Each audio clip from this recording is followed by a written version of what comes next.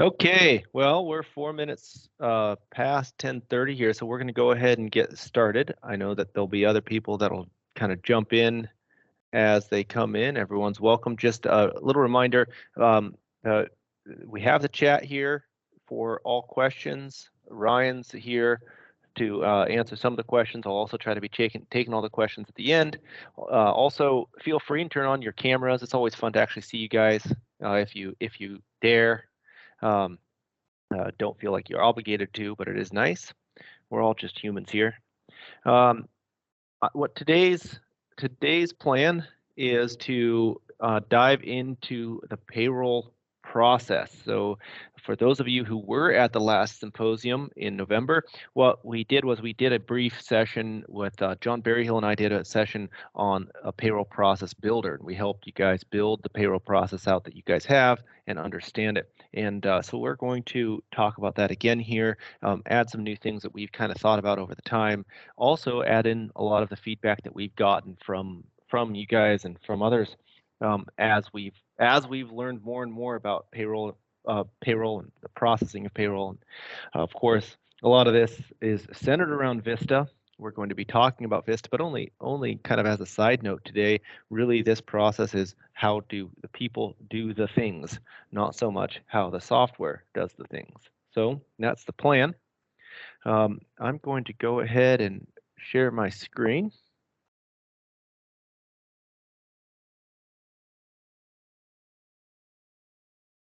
And put myself down at the bottom right corner. Okay. Cool. So you guys should be able to see that here pop up.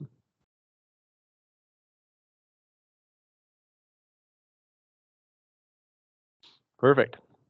So today we're going to be going through, well, I'll just write our agenda on here. We're going to go through the why we care about a payroll process, why you guys should care about a payroll process, why you guys have a payroll process, whether you identify it or not, and why pulling that process out of the morass and bringing it up and identifying it is going to be helpful. We're going to go through a weekly payroll process. And in so doing, we're going to talk about a few of the items that are important, some of the key concepts associated with the weekly payroll process and payroll in general. Things that we've found to be very useful as we've gone through and done payroll for all sorts of different folks. We're going to then do a brief look at the custom folder inside of Viewpoint. Custom folder. So this is the only time that we're actually going to be looking at the software itself right here. Otherwise, we're just going to be doing whiteboarding and looking at Trello and looking at checklists and all sorts of things that have to do with process and nothing else. So then we're going to take a brief look at a few of the other processes, and although we won't have time to dive into all of them, we're going to talk about what the monthly process is. We're going to talk about the quarter end process. And we're going to talk about the year-end process. So it's March now. What is it? March 7th today. So those of you guys who were involved in the year-end process at your respective companies, the scars are probably finally closing in, and you know it's not an active wound anymore. But January was recent enough that I'm sure you still remember the pain. So we're going to talk a little bit about the year-end process and what we can do to kind of identify some of the things there. And then, of course, we're going to wrap up with some Q&A and just some free questions. We'll open the mics up at that time, and we'll also, of course, answer anything that will happen at the end. Just a couple of items. There is a recording of this. It will be available to everybody afterward, including anybody who was signed up for the webinar. and anybody who attended. And the chat is open for questions all during this. If I happen to see a question, then during the time that we're going through the content, I'll ask it. Ryan will also try to be highlighting the ones that are relevant, and then I'll try to get to all of them at the very end. So feel free and ask those questions at any time. Also, feel free and turn on your video. Thank you, Sean. You're the brave one here. It's good. It's always good to see people. I like to actually see your faces, especially when you're asking questions. And if you don't have a webcam or if you're not comfortable, that's fine too.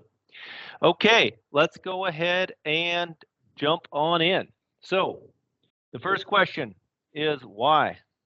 And another way of asking this question that's way more selfish, and people don't actually like to do it this way, but it's this acronym that John Berryhill, I actually don't know if he invented it, but I think I'm going to give him credit anyway. What's WIIFM? Yeah, there we go.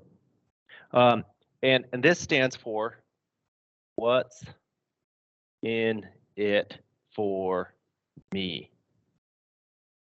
So I just think it's a good perspective to look at.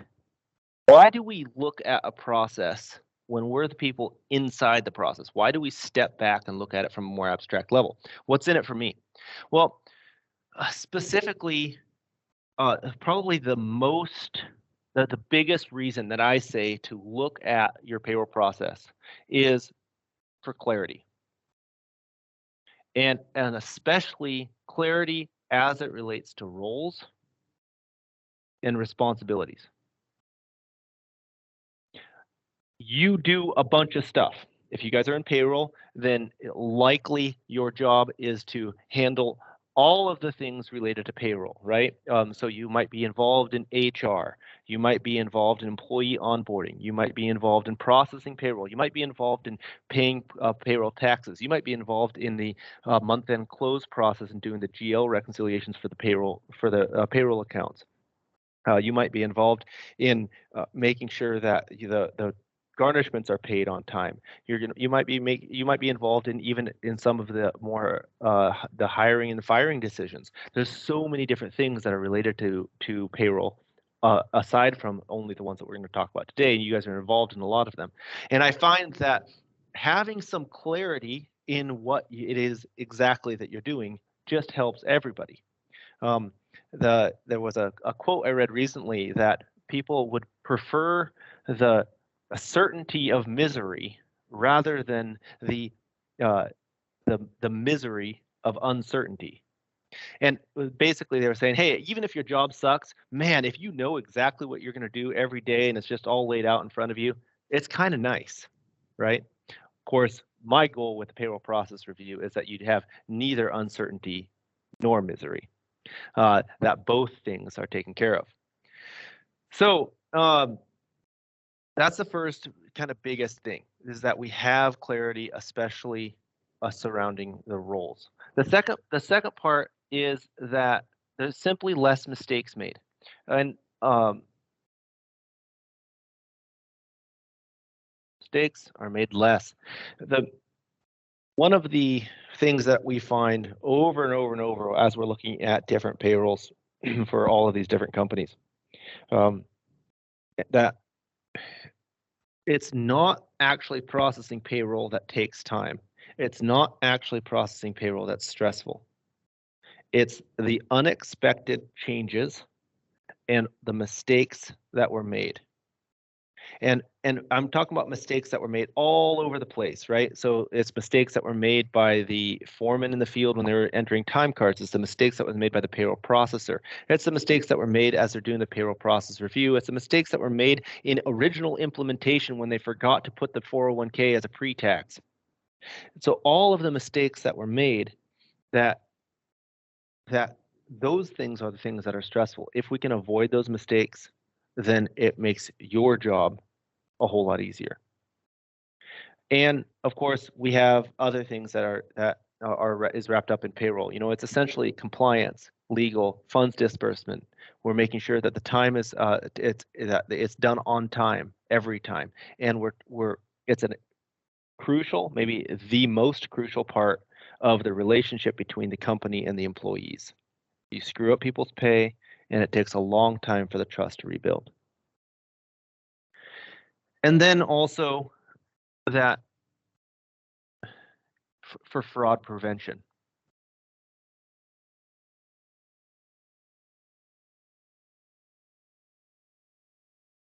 So depending on where you're at in the company, especially if you're sitting in the controller seat, one of your responsibilities is fraud prevention. We want to make sure that we have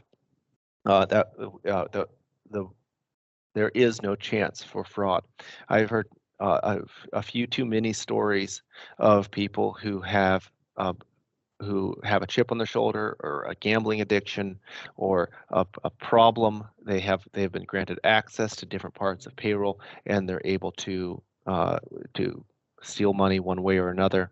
And one of the things that we want to do is we want to just make sure that we have good locks on our doors to keep the honest people honest, and having a solid process that where everything's defined and we have good checks and balances is part of that. So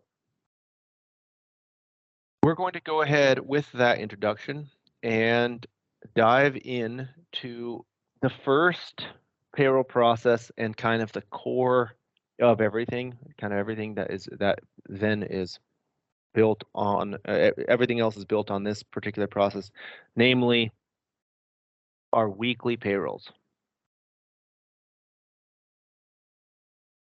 So weekly payroll, now some of you guys that are out there might have bi-weekly payroll. Some of you might have monthly payroll. Some of you might have twice a month payroll.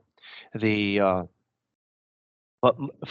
by and large in the construction industry, the standard is weekly payroll. People put in their time for the previous week, either a Monday through Sunday, Sunday to Saturday, or else Monday through Sunday, and then they get paid the following Thursday or Friday. Real typical. Maybe 75% of the companies that we work with are in that boat.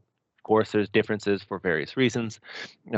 Especially probably the most significant difference is the salary people sometimes get paid on a little different schedule than that, maybe every month, maybe every other week, something like that. But regardless, the weekly payroll process that I'm calling weekly would be the same, or this would be the process whereby your employees get paid on a routine basis throughout the year. So I'm going to talk about a few key concepts before I dive into how to look at the process itself, because I feel like that some of these concepts are going to come up as I'm talking about the payroll process, and it's important for you guys to know them. Some of them you guys have heard me talk about before. I'll probably talk about them again. If you're bored, that's okay. Just check your phone. I'm sure there's a text message to look at. But if you're not bored, pay attention. I think that some of these things are some of the most important ones, and that's why I repeat them in these webinars over and over again. First key concept is documentation. So we're going to be creating some documentation today. I'm going to show you some tricks on actually creating the documentation of the payroll process. But documentation is a really critical part to having a solid payroll process. And specifically in payroll process, although this can be abstracted to other processes as well, we always recommend a 3-part process. 1, you should always have a checklist. And let's see if the camera will pick this up. Checklist Manifesto. This is a book that I highly recommend, written maybe 15 years ago. Let me look here. 2010. Oh, 2009 looks like, so not quite 14 years ago, published by Atul Gawande. He's a doctor. He talks about checklists, and one of the things that he talks about that I really recommend looking at in the back in the appendix of this book, there is this really cool checklist for creating checklists, We talked about this at the last payroll symposium. For those of you who were there, Atul Gawande has a lot of experience creating checklists for surgery rooms and for airline pilots and that kind of stuff. And a lot of what we're talking about from the payroll process falls right into that. Of course, it's not saving people's lives, but it certainly is saving people's paychecks, and those paychecks do go to pay for things like mortgages and other important things. So it's important that we have a checklist. The checklist then should be backed up by a how-to guide, and also the checklist, in many cases, specifically in the payroll process, should have a process chart. Many times your documentation will not have a process chart if it's a small set of documentation, but in the case of payroll, it will. For those of you who are advanced and you want to make sure that this is really good, done well, we also have a recommendation of creating a video. We use the service called Loom to create the video, and this Loom video shows people using a checklist and actually goes into a lot of the depth. Now we separate these three things out because there's three concerns that you have when you're creating documentation. The first concern in the checklist is it answers what to do. Now a checklist is created for experts to use, and this is not a training guide. A checklist just says do this, then this, then this, and it expects that the person who's using a checklist has already attained a level of competence. This is what to do. The checklist should be created so such concisely and detailed enough, only detailed enough that an expert wants to use it every single time. It answers what we do. The process chart and the how-to guide, they talk about how we do it. They go into detail. There's going to be screenshots. There's going to be a very detailed write-out of how we're actually going to get things done. The process chart is going to show kind of in an abstract form how the information flows from person to person. And then the Loom guide answers the question why. If you guys don't have the way to record a video, or oftentimes this is actually done by instead of in a video form, this is just done by a human. That's the little avatar guy there. That's a human. I didn't take this job because I'm an artist. It can also be explained, the why can be explained to a new employee just by guiding them through these things as they're learning how. We try not to put too much why in the documentation because the why will change as business needs change. One of the reasons we use Loom is because it is easy to change it. So those are the three things that we talk about when we're talking about documentation. If you have a solid process, it is documented. If it isn't documented, then it isn't solid. Second key concept then is that we're going to talk about is pause points, or pause points, excuse my grammar. So there's this concept in psychology about being able to focus in on things and being able to do what's called diffuse thinking. I learned this in a college course called Learning How to Learn, which was great, by the way. It's an online college course. Learning How to Learn. It talked about focus thinking and diffuse thinking. Specifically, focus thinking is really good at doing certain things. It uses your frontal cortex, and you think about getting things done. It's the way that you solve math problems. It's the way that you process payroll. You focus in on it. Those are the times where you close the door, right? You really, without distraction, get in and do the work. Diffuse thinking, on the other hand, is when the things from your subconscious, from your memory, bubble up. Pause points force the payroll person to stop, get up from their computer, walk around the office a little bit, maybe even go outside and go on a short 10-minute walk, and allow those things to bubble up that they otherwise would forget. How many times have you been, while focusing in on one thing and getting that thing done to the best of your ability, got it all the way done, realized that you forgot something halfway through, and forced yourself to go back and start over at a beginning at a part a lot earlier. Happens all the time in payroll. Um, the and it can be little things, right? One of the most common things that we need to pause and kind of consider is, has there been any changes to the setup last week, right? How many times have you set something up inside of Vista and you realize that, oh boy, I didn't actually go and make sure that that flowed through on people's paychecks correctly. And that's the kind of thing that kind of bubbles up out of your unconscious as you're walking around. Pause points are a critical part in a good payroll process. The next thing that we talk about are payroll notes. Payroll, I promise it says payroll. Payroll notes. A payroll note is anything that comes from anybody related to this week's payroll. And these payroll notes are, used to be anyway, and I hope they're not currently, but they might still be. They're sticky notes on the monitor of the payroll person, right? They're anything from the boss poking his head in and saying, hey, can you give Joey a $5 an hour raise? He did a great job. And then leaving before you can get any more details on which Joey, for example. There are things like new employees are starting up. There are things like someone submitted a new W-4, and so their deductions are changing. It's things like an employee moved from one state to another state, and so the deductions and liabilities are changing because of that. It's things like somebody forgot their time card last week, and now we need to add a little bit of extra time to their paycheck, but not pay them overtime because it was just regular time that was missed.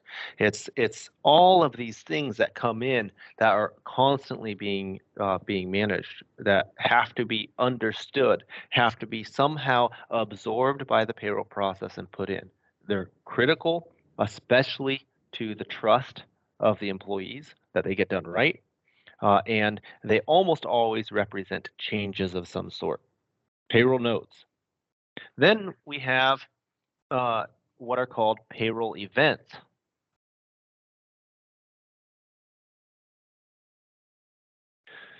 So a payroll event is simply a payroll note that came in too late. An event is something that happened that shouldn't have happened, or it should have happened earlier. We define these payroll events as things that add risk to the quality of our payroll processing. So an example of a payroll event would be if when we processed payroll and then it like physically went into PR payroll process payroll, then we realized that something was done incorrectly. Let's just say that it was that we had a payroll note of a new deduction, possibly a new let's just say an AFLAC deduction was added, and it wasn't calculating properly, had the wrong basis codes maybe. So we went in and fixed the basis codes, and we forgot to reprocess, right? So now, because of this payroll note, which was planned, everything was fine. Now we forgot, with the person who's processing payroll forgot to reprocess. Now the 3 employees that all had AFLAC did not get it deducted correctly. That's a payroll event. That's something that we have to deal with, sometimes immediately and oftentimes on the next paycheck, right? It requires communication with the affected employees. Often it requires communication with the controller, with the people at the company that are affected by this. And it's something, it's a mistake or that was made, or a note that came in too late. Another type of payroll event, the most common type of payroll event, is the kind where somebody calls in from the field and says, hey, I didn't get paid, or I didn't get paid enough, or I was actually on prevailing wage last week, or you guys didn't pay the double time that I was supposed to get paid on that holiday. All of those kind of things where there was something wrong with the time card or the reporting of the time, and it requires a correction to be made in the next on the next payroll. We want to avoid payroll events, and in order to avoid payroll events, we always identify them, we discuss them, and we solve them And usually what we're doing here is we're just asking the 5 whys that we got from lean manufacturing and Toyota and all those good guys. Ask 5 whys. Why did this happen? Why did that happen? Why did that happen? And get to the root cause. Is it because the foreman hasn't ever been trained in key style and didn't know to submit the time? Is it because the change to the union contract wasn't put in the right time, and so we missed the holiday pay? It could be a million different things. The payroll events we want to identify and track. And if I could, inside of Vista, I would have one of those signs that hangs up, like they have like outside the dump and other, other manufacturing places.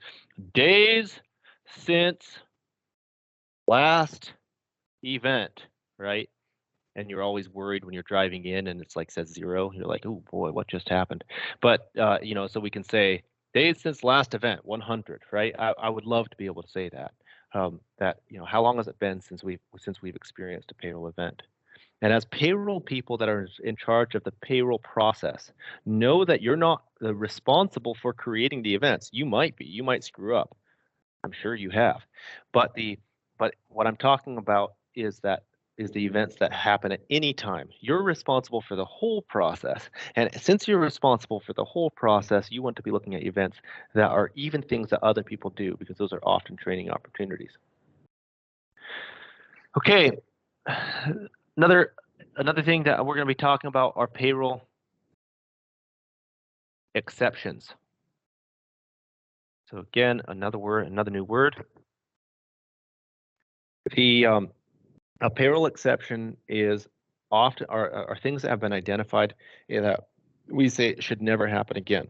So we have what's called a payroll exceptions report. I'll just drag that over here from my other screen here.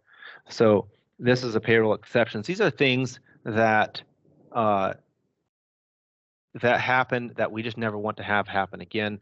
We use this to I just took a screenshot, pasted it here in Word. But these are things that we just want to make sure never happen. So, auto earnings, there's auto earnings for an employee, but they don't have any time card lines. They're probably salary and they're going to miss their paycheck, right? And union company has craft template on a job, different employees with the same direct deposit information, right? And these will throw warnings or errors, and basically an exception lets the payroll employee, the payroll processor know there's something wrong here. Please go and investigate this and fix it. The idea with a payroll exception routine, you can do this with a report inside of Crystal like this, or you can do it even just with a simple set of checklist items, payroll exception checklist. Go check this, go check that. And the idea is that when you check these things, that when you have made a mistake, you add it to your payroll exceptions, either your checklist or the report, and you never make that mistake again, right? How many less mistakes would you have made in your own life if you only made a mistake once, right? It's like I would have made far less if I never repeated. It'd be great. Unfortunately, we tend to repeat mistakes and we tend to exacerbate them. And so the payroll exceptions routine is something that we're going to be talking about in the payroll process review. Okay, so those are some of the key concepts that we talk about here at Silvertrek that we work with. We talk about documentation a lot. We talk about our pause points. We talk about payroll notes, those things that are coming in from the field, coming in from everywhere, new from HR. They're coming from the controller changes that are happening, right? New time card systems, all these different things that are coming in. We talk about payroll events so that we can track them and mitigate them. And we talk about payroll exceptions as a way of us saying, hey, we're going to track, we're going to make sure that this particular payroll event never happens again. So much of the work that we do actually happens inside of a software called Trello. Some of you guys might be familiar with this. So here I have a payroll process webinar I just made, for example, excavating. And we do a lot of the work inside of Trello. You don't have to use Trello for any reason, but I wanted to show you some of the tools that we use when we're processing payroll. And we set up a Trello board. Trello is simply a board with lists and cards on the lists, right? And we have this inbox doing done here. Sometimes, depending on the complexity of the payroll, we'll add this thing called ready. In fact, we often do in between here, inbox ready, doing done.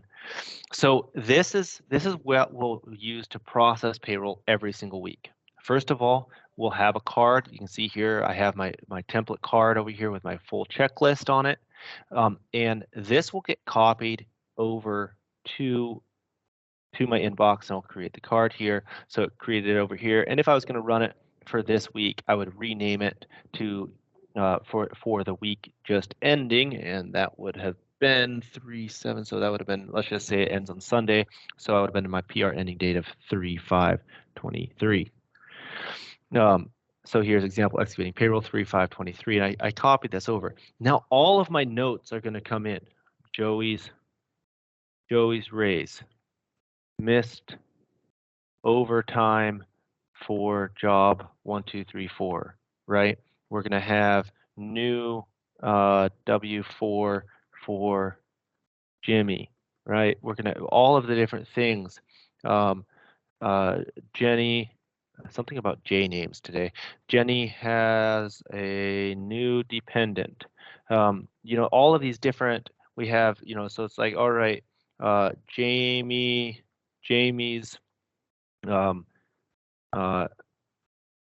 raise was missed last week, right?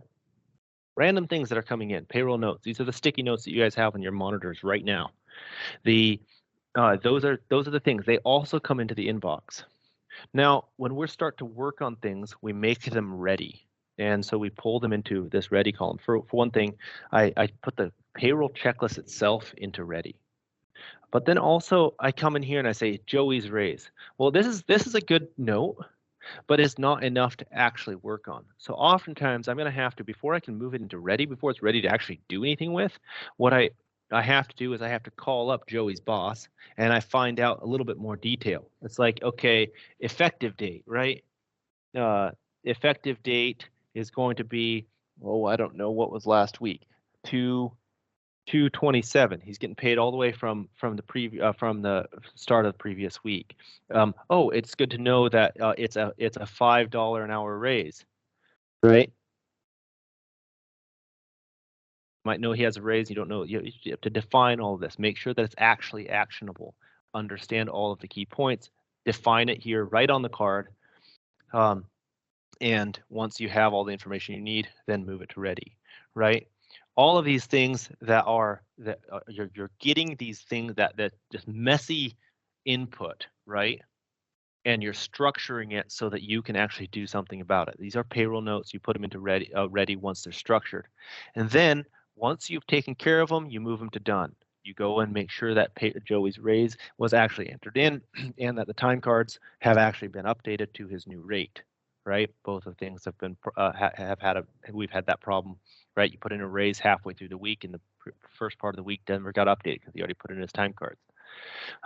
You know, Jenny's new dependent got put in there, right? All of those things, and you put them through into ready once they're defined. In doing, when you're doing them, put them to done, and so you can always go back and find them in the context of that particular payroll. We move from left to right. That's how we use Trello. The other thing that's really nice about this is that we have all of our template checklists over here right on the board. For example, excavating here, of course, we have the individual payroll checklist, which we'll talk about in detail here. But we have all the other ones, right? Monthly recon template checklist, right? Reconciling payroll advances, payroll taxes, union payables, right? We have all these other things. Quarterly payroll taxes template. We have the quarterly tax variance, how to tell the controller when we have a variance. Year-end checklist. We have our annual W-2 checklist, right? So we have all of these different things. One of you, for those of you guys who are at the symposium who read the checklist manifesto, you'll note that we have a revised by John Berryhill, revision date February 9th. That's an important part of templates and checklists, is that you know who revised it and why they revised it. Good to have it on there. So we use Trello. You guys don't have to use Trello by any means. Well, one of the things that I'll provide for you guys in the chat is the processing checklist. So I'm actually going to send that to you now in the chat. I'll pull it in there. So this is just a text document that was pulled right off of this. Does it work to send it in the chat? Maybe it doesn't. I'm sorry, I can't send it in the chat, so I'm lying to you. What we'll do instead is we'll have to email it after the fact. The processing checklist is just a text document of, I'll just show it on the screen here. It's just the steps. You guys can put this into Excel, you can put it into Trello, you can put it into, Asana or Monday.com, or you can print it out and physically check it off every single week. It doesn't matter what tool you use. It does matter that you have a checklist. So I'll send that over. This is just the one that we're going to be going through today. Okay, so implicit in all of these things, right, is that there is a process. So we've kind of talked about bits and pieces of them. The notes are a part of that process, right? We also have the checklist itself as part of that process. We're using a Trello to do some of this. But if we zoom out, we have to ask the question: who is doing what and when? And that is where this process chart itself comes in. So a process chart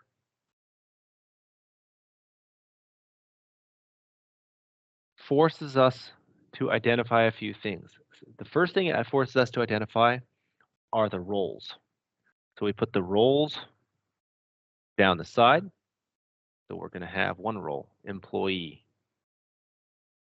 Right? Another role is going to be the employee's supervisor. We're going to have another role. We're going to have the payroll clerk. We call them scribes here at Silvertrek. We're also going to have the controller, office manager sometimes, payroll manager sometimes, and occasionally we're going to have HR or HR clerk involved.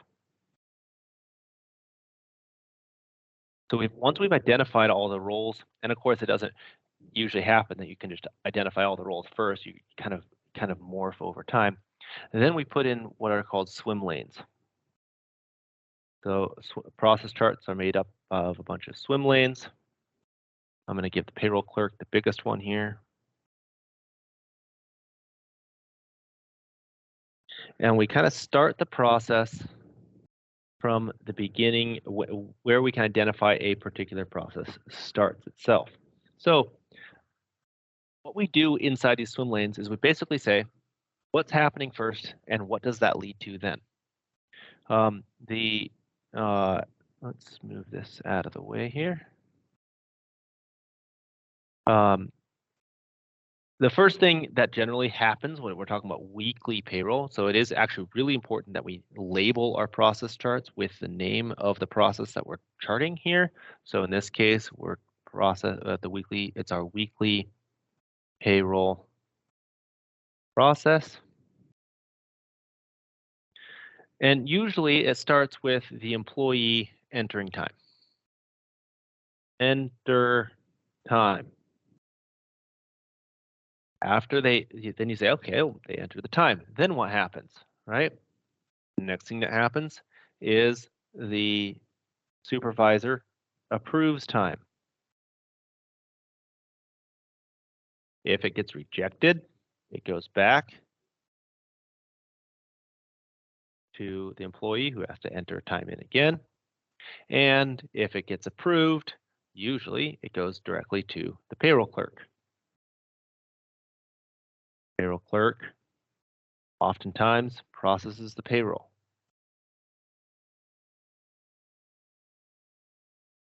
Sorry, processes the time cards. Let's be clear. Here in our role, in our world, we run the exception report. Right at that time, we run an exception report. So the exception report is run so that we make sure that that all of the time card lines were entered appropriately. So things like that means that things such as the salary and all of that kind of thing have been run, auto earnings have been run, all of those kind of things. In many cases, if those were wrong, then we're going to go back to processing the time cards. And if it was right, we're going to be able to carry on to the next step, which is process withholdings and liabilities. Process withholdings and liabilities. This is payroll process, PR payroll process inside of Vista. Then we're going to process leave, right? So we're going to make sure that their leave balances are correct inside on their pay stubs. Then we send it to the controller for review. Now, depending, this review process can be very intricate. It's called what we call final review. It can be very intricate, or it can even be multiple people. There's some companies that actually have 2 people review the payroll. There's some companies who only kind of review the net payroll, and there's some companies who prefer to review every single time card, every single person's pay all the time. And you know, if depending on what they find, if they're doing a good job, they will find stuff, right? That'll come back to one of these 3 steps: processing the time cards, processing the withholdings, or the leave, depending on what they find. So if they've rejected the payroll. If they say it's fine, then it goes back to the payroll clerk who prepares the direct deposit, and uploads the notcha file. The notcha file then goes to the employee, whereby they can party. I assume that's what employees do with their money. The next step after the direct deposit is that they do their payroll checks. So oftentimes you guys will have physical payroll checks. Interesting side note, I had a guy move here from Sweden, and he was like, physical checks? You guys are seriously in the dark ages. Apparently they don't do such things over there. And then we have the next step is the finalizing the payroll process itself. Finalize process, right? That's going to be filing things, that kind of thing. And here's a key note. It leads to the next process. In this case, oftentimes, depending on the company, begin, it usually uses the word begin, certified payroll process. So the weekly payroll process has a beginning and an end, right? It began here and it ended here, but it also leads to another process because most processes do lead to other processes.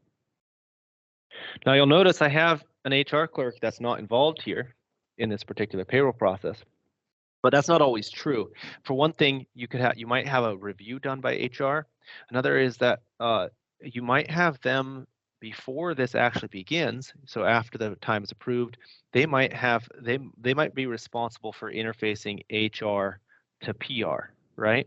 And that might be a step that HR does. They might even be responsible for making sure that all the new employees are set up correctly.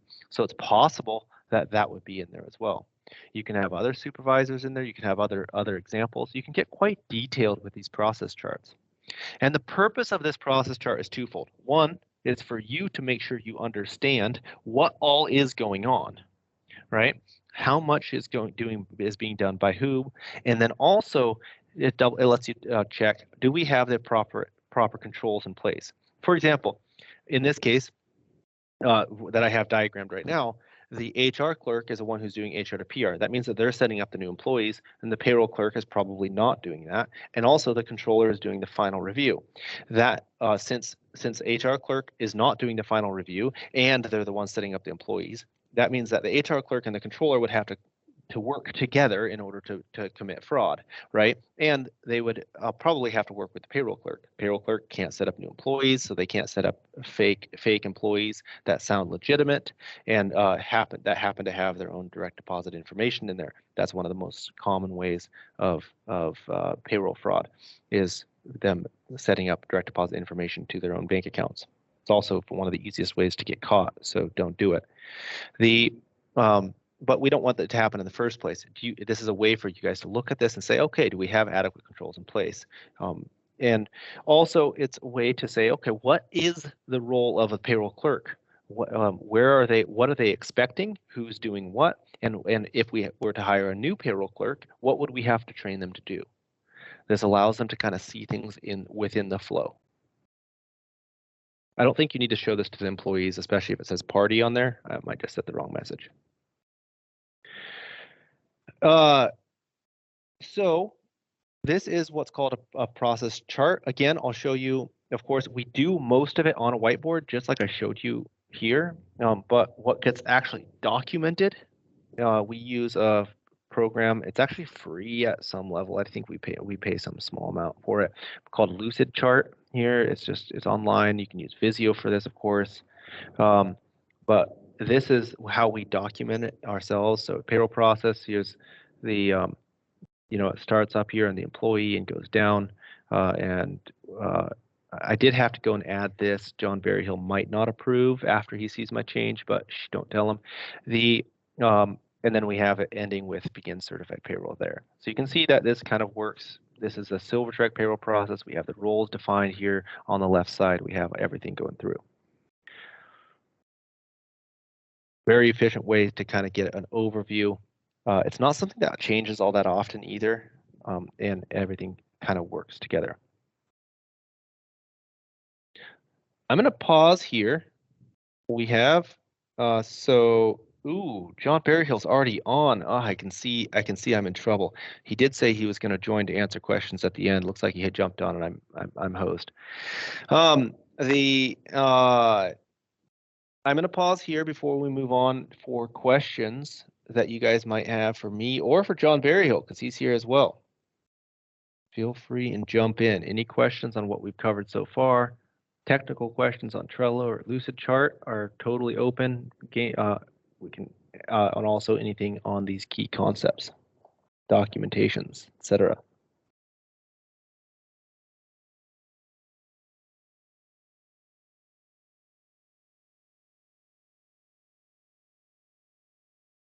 I know you guys have questions because for those of you who have taken the Colby Index, your fact finder is like 9 or 10, or you wouldn't be on this. And that means that you're really detail oriented, and I'm obviously not as detail oriented as you, and so I know you have questions.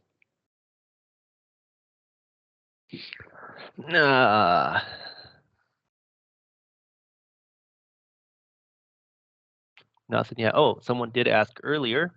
Beth and Christy, will it be cheat sheets and a recording? Yes. So I'm going to send out like I mentioned, the process checklist, and then also the recording as well. Looks like I do need to send out the checklists outside the chat. So,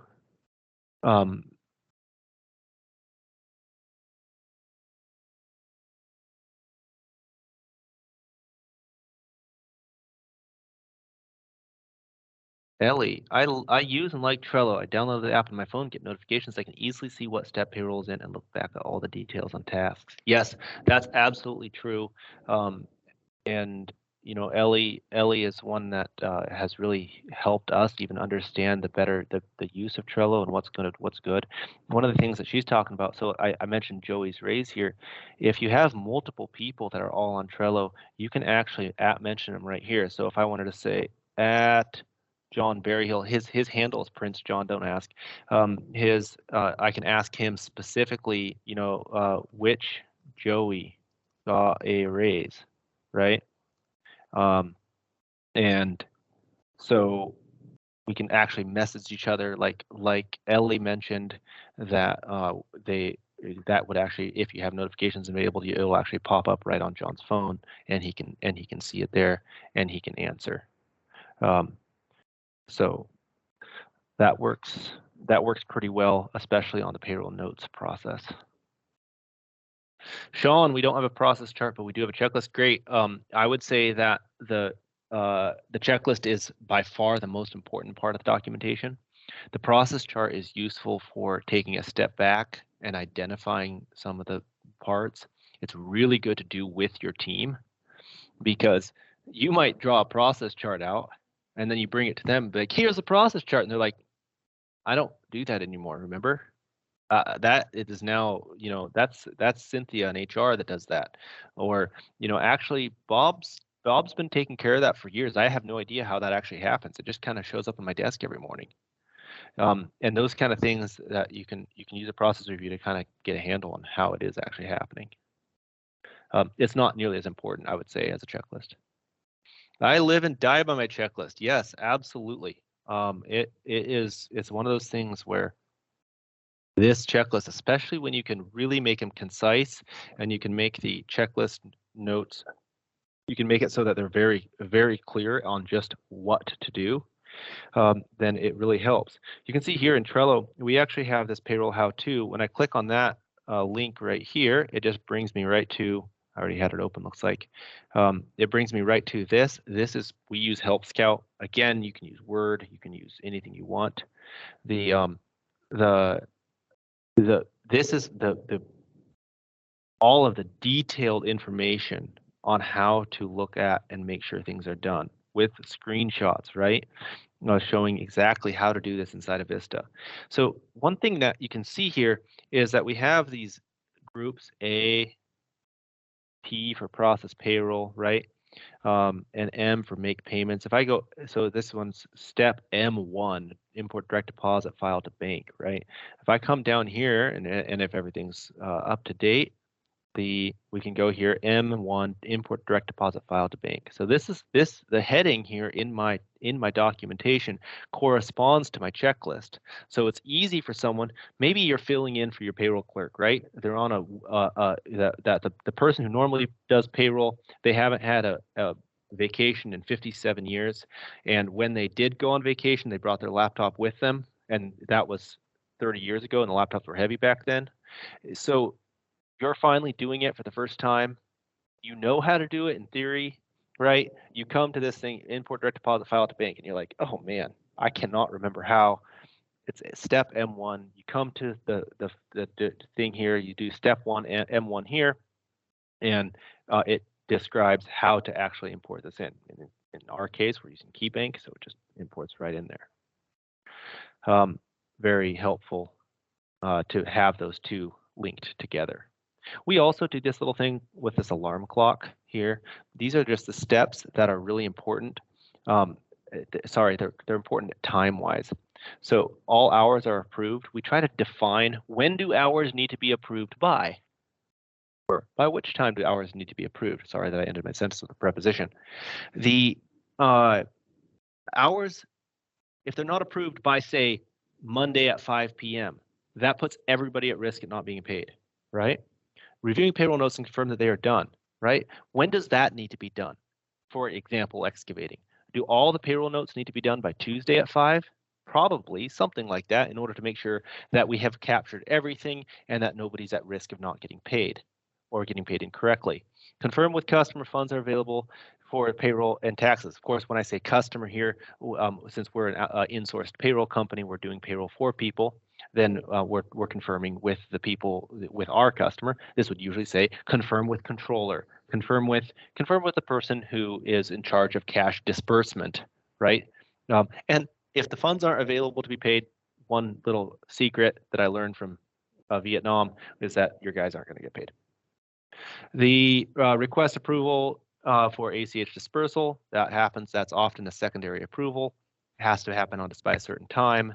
There's usually a cutoff time for your bank. If you don't know that cutoff time for the bank and you're just it's kind of out there in the fog, know that cutoff time. You might need it someday. And then emailing the pay stubs. When do the employees expect the pay stubs? Those are the things that we identified as things that are time sensitive, or I should say more time sensitive. John says some organizations prefer to keep their product use within the Microsoft family, so Planner can in many ways replicate Trello with very similar functionality. Buckets are your Trello lists, and tasks are your Trello cards. They can be assigned and moved across buckets in a similar fashion. Yes, that's very true. And also, it's kind of baked right into Microsoft Teams now, so it's pretty helpful to have that there. Certainly, it's a useful tool. It does a lot of the same things. No, it's a very good tool. Thank you, John. Any other questions on the payroll process itself, the weekly payroll process?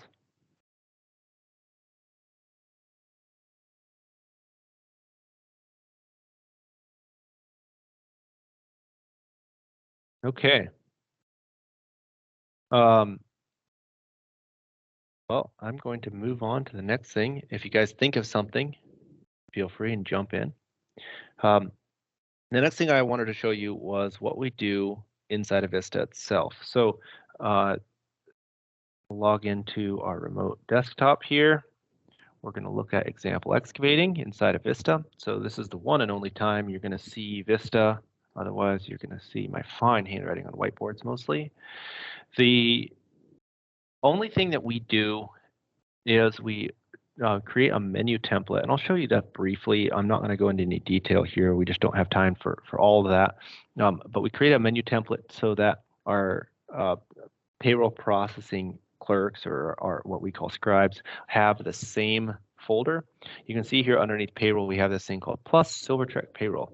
And so this Silvertrek payroll has our list of items that come in starting with HR update benefit to PR, right? And I mentioned that as something that might happen right here. The HR clerk might do that. Sometimes it's the payroll clerk that does that. And it goes through the time card entry. You can see here's our PR exceptions report that we can run. That's that exceptions that says, hey, we screwed up in the past. We never want to screw up again. And all the way down to pay stub notify. So these are generally in the same order of as the items on the checklist. Not exactly, because sometimes you have to run certain things twice, right? But they're generally that order. And then we have down here at the bottom several of the reports that we run, and in many cases we save them. So we will save, a PR time card entry report, payroll register report, check register report. Some of those things we save for the future. This is a custom folder.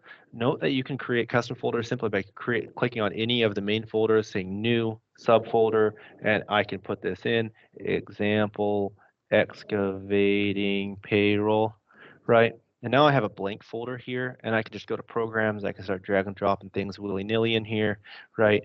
And then I have some stuff in here. I can go and grab some of the reports, quarterly unemployment report, put it in there as well. I can do that. I can build my own. Because we have a number of scribes, we have the Silvertrek payroll, and this just uses what's called this this menu template here. Let's find it. Menu templates. It's in VA.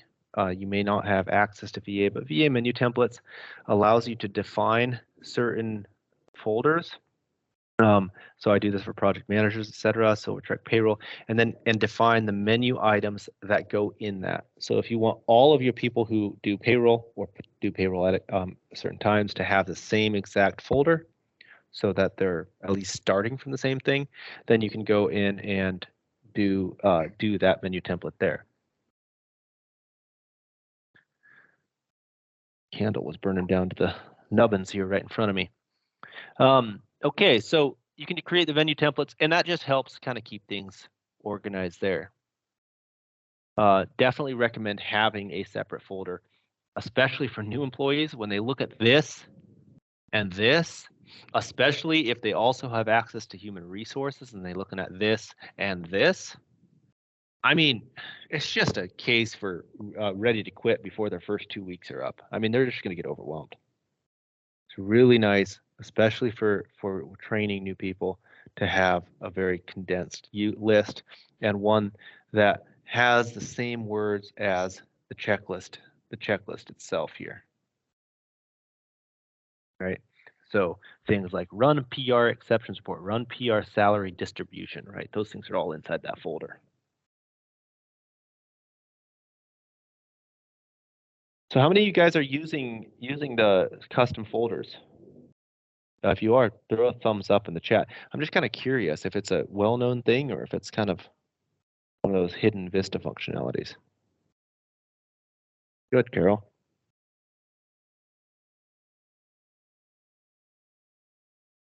Yeah, that's awesome, Chloe. Kirsten, no. Nora, good.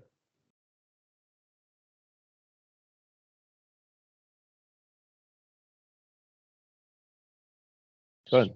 And yeah, it's pretty easy to set up, and once you set it up, man, is it helpful. So, Tina, I think that means yes. I'm new at the emoji game. Cool. So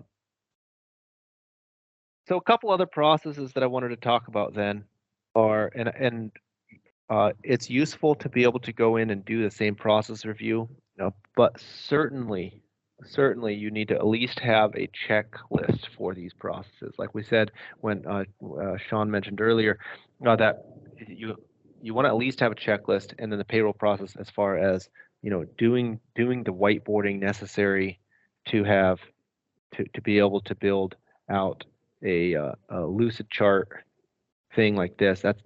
That's icing on the cake, but it's worth talking about in your guys' organizations the monthly payroll process, the quarter end payroll process, and the year end process. So there's 3 more processes that are all related to payroll. You can see here that we have on ours a monthly process that we call monthly recon. Here's a template for example excavating. And a monthly recon template has a few things. We ask that our payroll people reconcile the accounts, the liability accounts primarily, although also payroll advances, that are on the balance sheet that are assigned to them. And think about them, right? It's like, okay, we have a 401k balance and it's growing and it's never shrinking. No payments are ever being made. What's happening here? Maybe the payments are being made, but they're being expensed, which means they're being double expensed. Maybe it's being accumulated, but nobody has been assigned to actually pay the 401k. Upload that, right? Maybe it's a new process that hasn't been defined. This is the reconciliation process, and we say go look at your go and look at your balance sheet and make sure that all of these things are taken care of. Here's some of the things that we care about: payroll advances, payroll taxes, union payables, PTO balances, accrued wages, and medical insurance, right? We're going in and we're reconciling this. The payroll people are responsible for their balance sheet accounts, and they hand their workbooks off to the controller so that the controller has a better handle on their stuff, so that the financials are more accurate come month end close. Next process. Oh, one other note. There are many times things that have to be paid monthly. If it's the case that for your guys that something needs to be paid on a monthly basis rather than a weekly basis, then you can add it to this checklist as well. So there will be sometimes it'll just certain taxes, certain state taxes, certain municipality taxes need to be paid on a monthly basis. You can just add it right here to the same checklist. Next thing, we have our quarterly payroll taxes. Here's a template, right? So again, we do our reconciliation. We do a little bit of reviews. We reconcile all the payroll liabilities, the ones that we just talked about, and we communicate the variance. If there is any variances, we try to resolve those variances before we file the taxes. So here, example excavating is a Washington and Oregon state. So where we're at, right on the Columbia River, people work on both sides of the river, Washington and Oregon. So here's all of the list of all of the things that we need to file on a quarterly basis. For example, excavating, right? Washington SUDA, making sure that it's recorded. Washington LNI, or the workers' compensation. Paid family leave, right? Oregon Form OQ, form for statewide transit tax, right? SUDA TriMet statewide transit tax, SUDA TriMet statewide transit tax payment recorded in Vista, right? All these things have to be done. They just check off. All this says, it says what to do. We go to our documentation to find out how to do it, and then we go to our federal quarterlies, right? Review the 941 deposits, pay any deposits due, etc., all the way down until we get our FUTA deposit, if necessary. So those are all of our federals. We just follow that same checklist each time, and this allows us, this is happening to you guys over and over and over now, where you have somebody will move, especially since COVID, right? You guys will allow for remote work, that somebody will move to a new state, and now all of a sudden you're dealing with a new state law, possibly for just one administrative employee, right? And you're having to figure out, how do you pay the Ohio school district tax, and you need to make sure that that's listed out so that you remember to do it every single time. So the last one that we have here, or not the last, certainly not the last checklist, but is we have this year-end checklist, and the year-end checklist is oftentimes a checklist that incorporates other checklists into it. You can see here I did this one, for example. We have payroll reconciliation. We talked about that already. That was a list of many different things that we're reconciling. Our EDL code review, right? And so if we click on our EDL code review, we actually have a process that we go and we review our earnings, deductions, liabilities for anything new. So on our year-end processing card, we will review all of that. We do our W-3 reconciliation. You never want to send W-3 and that doesn't match up to your 941s. If any of you guys have gotten a nasty gram from the IRS or the Social Security Administration about that. State quarterlies, federal quarterlies, right? Then we do our W-2 checklist, which I actually pulled in here. Making sure that your W-2s are all set up, right? And we basically, anything that we want to control, we control by putting a checklist in place. If we want to control it well, we document it, right? We document it. If we want to make sure that it's easily trainable, we create a Loom video and a process chart so that we can help people learn that process fully. So these are just a handful of our checklists. The other checklist that we have that I kind of alluded to, we have a certified payroll checklist that can be different state by state, and it certainly is different depending on certain customers have to report to their owners, right, or to the general contractors. Certified payroll is a big deal. Yeah, so we have a checklist for that. We have our payments checklist, so our weekly payments, usually so 941s and that kind of stuff can go on a checklist. Child support, depending on how that's structured, sometimes we'll have its own checklist. And the processes will actually reference other checklists. So just like we mentioned when I was saying that the checklist ends, the finalized payroll, but that it goes directly to begin the certified payroll process here, that are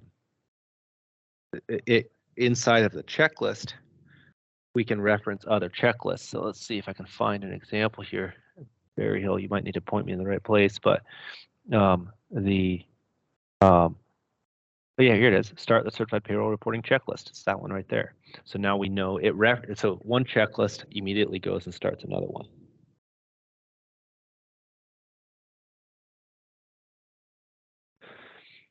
A lot of this, like I mentioned earlier, I'll paste this in the chat. At least it'll let me do this. That's a Amazon link, not an affiliate link, just a regular old Amazon link. For the checklist manifesto, I very much recommend that book. As far as, I mean, it's influenced a lot of what we do on these checklists, and especially that little guide in the back, the checklist for creating checklists, is great. So to finalize things before I just open it up, I'm going to turn on everybody's microphones and you guys can talk and or post chat for Q&A. But the last thing I want to talk about is this final step that you see on my screen right now. Reflect. It says, were there any payroll events during this week's payroll? And then we say, refer to this attached help article if you're unsure. It says, what is the definition of a payroll event? And we talked about this earlier. It's an unplanned payroll note that adds risks to the quality of our payroll processing.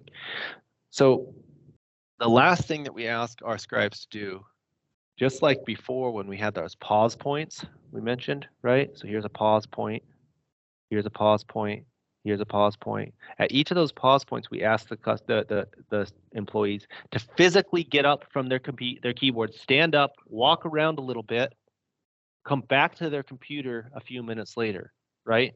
Go get a new cup of coffee, get a drink of water, go outside.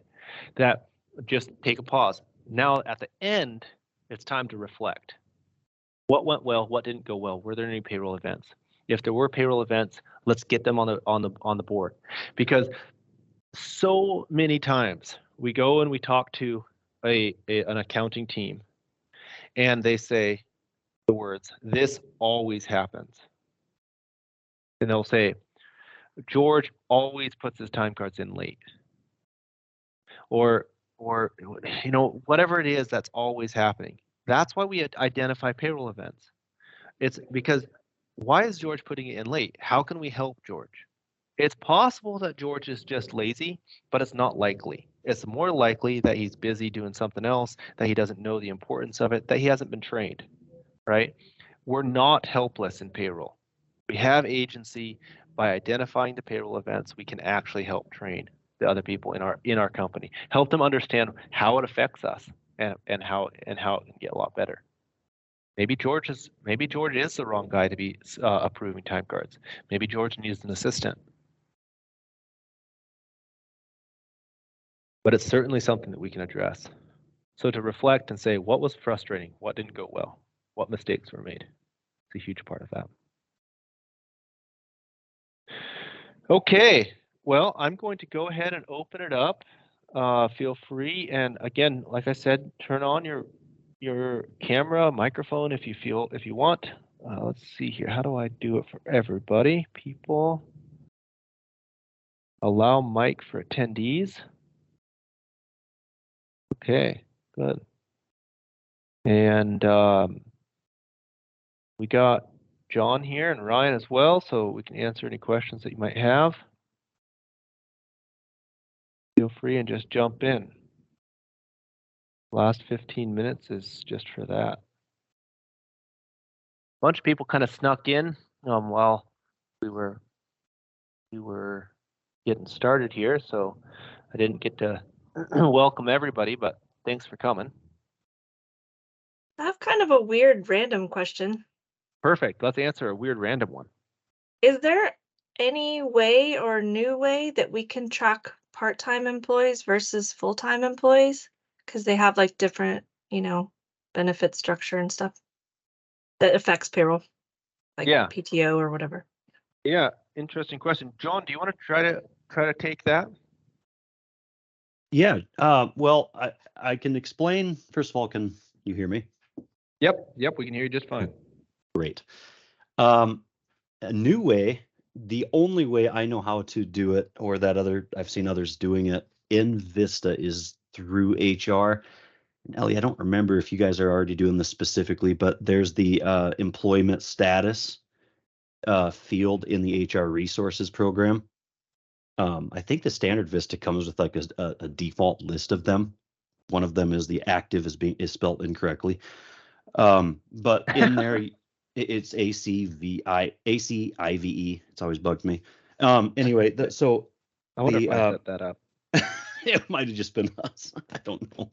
Anyway, we can change that employment status there, and you can set your own default status as however you'd like it to be. So in the simple example of full-time, part-time, that allows you to link that to the HR resource. And that's handy because there are several, again, these are HR reports that allow you to filter by employment status. And so you can run, for example, maybe your HR anniversary list. I don't recall if that has that parameter on that report launcher. You can run that report filtered by just part-time employees and get a list of, those employees, and, sort by their start date or any other types of information you need to have. Or you can also do it from the HR resources grid view, of course, if you wanted to filter there by the status. So Good tip. I see that. Yeah. Yeah, it's a manually created list, and it doesn't really drive anything. It's just a way that I've seen anyway, it used a way to classify your employees however you'd like. Mm-hmm. Perfect. It doesn't feed into payroll though, just FYI, that is HR where that lives. So it couldn't affect leave then. We'd have to set up a new leave code if we needed it for like part-time employees. That's a good point. To tie it to leave, exactly. Right. Okay. You would have to set up a leave code and then get your list of part-time employees by filtering, maybe like I said in the grid view down in HR, get that list and then tie each of those in that list to that new leave code manually. Okay. Thanks. Mhm. Cool. Any other questions?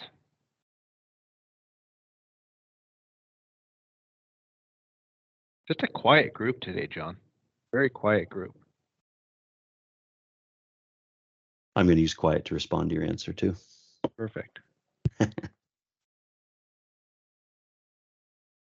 Carol Anderson, high level, how are you balancing PTO each week? Ooh, well, so that's a good question. Let's see, in my example excavating, if I can show you, we actually don't reconcile it each week. We reconcile it every month. And so first of all, you only need to reconcile it if in your PR deductions liabilities here, you have something, oops, sorry, let's go into not employee deductions liabilities, but deductions liabilities. If we go in here and we look at the PR leave, which one is it? PTO, it's going to be called. No, star PTO. Maybe I don't even have it. So, okay, here we go, sick leave liability. So this is a sick leave company. You could have PTO, you could have other things. And so in this case, we're going to put it to the GL account 222, right? So this is a sick leave liability. It's set up to actually accrue dollar amounts, a straight time equivalent. In this case, you can have a rate or you can set it up on the employee code. To accrue a dollar amount. This is separate from the PR leave setup. So in PR leave codes, you're going to have mandatory Washington sick leave, for example, right? And you also would have to set up a liability. So if this is true, you're not only tracking leave, that is what shows up on the pay stub, but you're also tracking the liability as in it's going to the balance sheet and you're tracking it there and expensing it when you accrue it rather than when they take leave. Then you need to be able to reconcile those two things. A few things can change that balance, right? Because if we're accruing it based on when they worked, so let's just say that Jamie got paid $20 an hour and accrued, at that rate of pay, 10 hours, you would have accrued $200 for Jamie on the balance sheet account.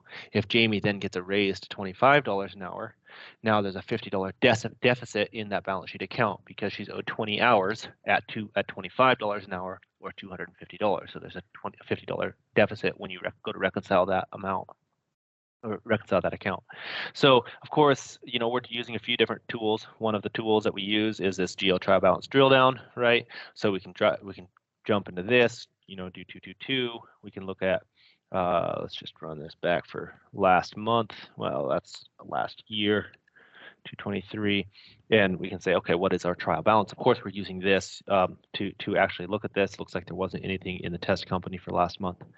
But that's a very excellent tool.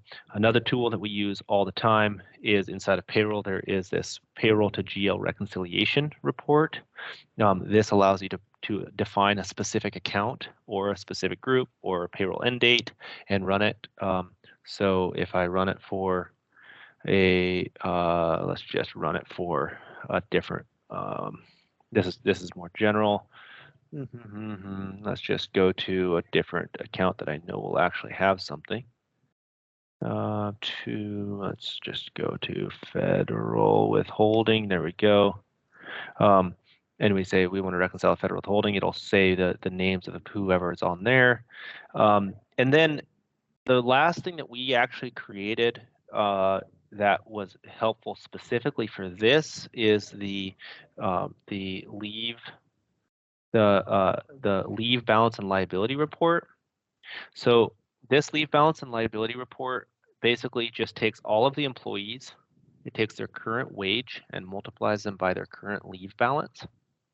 So in the case of Jamie getting a raise, right, it would say, okay, Jamie has 20 hours available and 10 hours available and at $25 an hour. So there should be $250 and it just adds everything up. So it gives you a total at the end that shows you exactly how much money should be sitting in that account.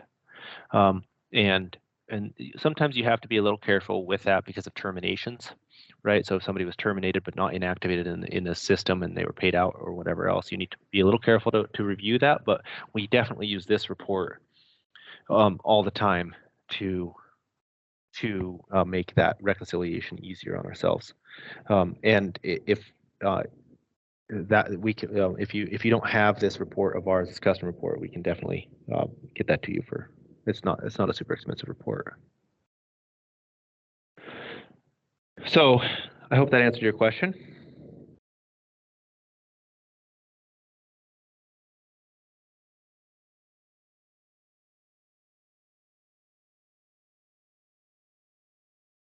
Okay. Anything else?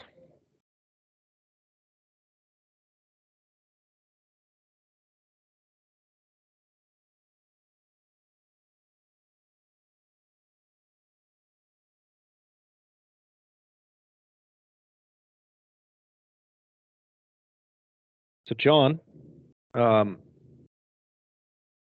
curious in the 5 minutes we got left here, from your perspective, what's the most common mistake that you've seen people make while processing payroll?